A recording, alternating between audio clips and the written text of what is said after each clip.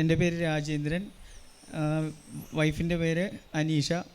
ഞങ്ങൾക്ക് കല്യാണം കഴിഞ്ഞ് ഒരു 5 വർഷത്തോളമായിട്ട് കുഞ്ഞുങ്ങളായിട്ടുണ്ടായിരുന്നില്ല. അതിനുശേഷം ഈശോയോട് ഒരുപാട് പ്രാർത്ഥിക്കുകയും അങ്ങനെ 5-ാമത്തെ വർഷം ഭാര്യ പ്രഗ്നൻ്റ് ആയി. സമയത്ത് 3-ാമത്തെ മാസം സ്കാനിങ് ചെയ്തപ്പോൾ കുഞ്ഞിൻ്റെ മൂക്കിൻ്റെ ആ ഭാഗത്ത് ക്ലാരിറ്റി ഇല്ല, ഒന്നും ക്ലിയർ ആവുന്നില്ല എന്ന് പറഞ്ഞ് ഒരു ടെസ്റ്റ് നടത്തണമെന്ന് പറഞ്ഞു ഡോക്ടർ. അതിനുശേഷം നോക്കാമെന്ന് പറഞ്ഞു. അങ്ങനെ ഡോക്ടർ പറഞ്ഞതുകൊണ്ട് ഒരു ടെസ്റ്റ് കൂടെ നടത്തി. അതിൻ്റെ റിസൾട്ട് ഒരു 2-3 ആഴ്ചയ്ക്കുള്ളിലാണ് വന്നത്. ആ റിസൾട്ടിൽ കുഞ്ഞിന് ഡൗൺ സിൻഡ്രോം പോസിറ്റീവായിട്ടാണ് കണ്ടത്. ഇത് കുഞ്ഞിന് എന്തെങ്കിലും അംഗവൈകല്യങ്ങളോ അങ്ങനെ എന്തെങ്കിലും പ്രശ്നങ്ങൾ ഉണ്ടാവാം. അതുകൊണ്ട് നിങ്ങൾക്ക് പിന്നീട് ചികിത്സയ്ക്കും കാര്യങ്ങളുമായിട്ട് ഒരുപാട് സാമ്പത്തികമായ ബുദ്ധിമുട്ടുകൾ നേരിടേണ്ടി വരുമെന്ന് പറഞ്ഞു. പക്ഷേ ഈശോയോട് ഞങ്ങൾ വീണ്ടും പ്രാർത്ഥിക്കുകയും വിശ്വാസത്തോടെ മുമ്പോട്ട് പോവുകയും ചെയ്തു. കുഞ്ഞ് എങ്ങനെ ഡൗൺ സിൻഡ്രോം ആണെങ്കിലും ഞങ്ങൾ അബോർട്ട് ചെയ്യുന്നില്ല, മുമ്പോട്ട് തന്നെ പോകാൻ തീരുമാനിച്ചു.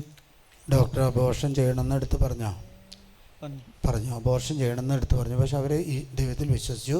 അങ്ങനെ ഡിസംബർ 18 ആ സമയത്ത് ഡെലിവറി ടൈം ഉണ്ടായിരുന്നു. ഡെലിവറി ആയി, കുഞ്ഞിന് കുഴപ്പമൊന്നും ഉണ്ടായിരുന്നില്ല. ആ സമയത്ത് ഒരു ശ്വാസതടസ്സം ഉണ്ടായിരുന്നു. ഗർഭപാത്രത്തിലെ വെള്ളം കുറഞ്ഞുകൊണ്ട് സിസേറിയൻ ആയിരുന്നു. അതിനുശേഷം ഒരു 12 ദിവസത്തിന് ശേഷമാണ് ഓക്സിജൻ മാസ്ക് കുഞ്ഞിന് മാറ്റേണ്ടി വന്നത്. അതിനുശേഷമാണ് ഓക്കെ ആയത്. പിന്നെ അതിനുശേഷം കുഞ്ഞിന് ഡൗൺ സിൻഡ്രോത്തിൻ്റേതായിട്ടുള്ള ലക്ഷണങ്ങളൊന്നും കാണുന്നില്ല. സാധാരണ മറ്റു കുട്ടികളെ പോലെ തന്നെയാണ്, ഒരു ബുദ്ധിമുട്ടും ഞങ്ങൾക്ക് ഇതുവരെ കണ്ടിട്ടില്ല. പിന്നെ വെയ്റ്റിൻ്റെ ഒരു പ്രശ്നം ഉണ്ടായിരുന്നു. വെയ്റ്റ് ലോസ് ആയിരുന്നു ആദ്യം. ആ സമയത്ത് കുഞ്ഞിനെ അച്ഛനെ കാണിക്കാൻ ഞാൻ കൊണ്ടുവന്നിട്ടുണ്ടായിരുന്നു. അച്ഛൻ ബ്ലസ് ചെയ്ത് 2 മാസമുള്ള കൊച്ചിനെ കൊണ്ടാണ് വന്നത്. നമ്മൾ ആരാധന കഴിഞ്ഞാണ് ശുശ്രൂഷയിൽ നമ്മൾ കാണുന്നത്. ഇവിടെ ഏറ്റവും ഫസ്റ്റ് കർത്താവാണ്. അപ്പോൾ ഇവർ ആലത്തൂർ കൊണ്ടുപോയി സ്കാൻ ചെയ്തു അല്ലേ?